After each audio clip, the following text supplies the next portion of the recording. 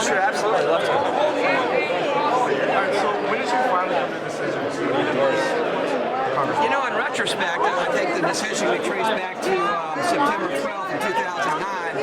I got on a bus along with about another 1.5 million Americans, went to Washington, D.C., talking about limited government and individual liberty. And I slowly started to make the connection. If you truly believe in that, if you believe in the founding principle of this country, and you read Ron Paul's book and you look at his voting record, there is only one candidate that you can vote for. There's only one candidate that does stand for individual liberty and limited government, and that's Dr. Paul. Right now is a time to stand up for him. He needs our help in South Carolina. We can win this primary.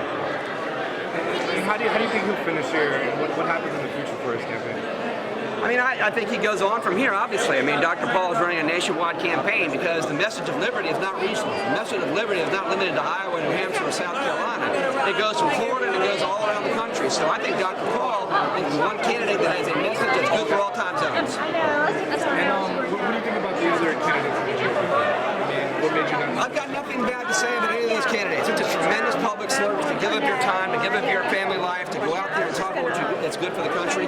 I've met all of them. They love this country. They have prescriptions what they think is wrong. I just happen to think none of them are addressing the problem with the degree of seriousness that it deserves. I don't think the $15 trillion deficit, accruing $2 trillion of debt a year, crony capitalism, corruption, rampant. We don't need an ask for beating radical surgery. Dr. Paul is the only person prescribing radical surgery in this country right now. They should say Dr. Paul doesn't have a chance of winning the primary in South Carolina. It's a waste of your support. Well, you know, first of all, my support isn't dependent upon who I think is going to win. My support is dependent upon who I think is talking about the problems that are facing this country. So, you know, I'm not somebody who's going to look and say, okay, this person's trending that way, this person's trending another way, so that's who I ought to endorse, and oh, how do I hedge my bets here?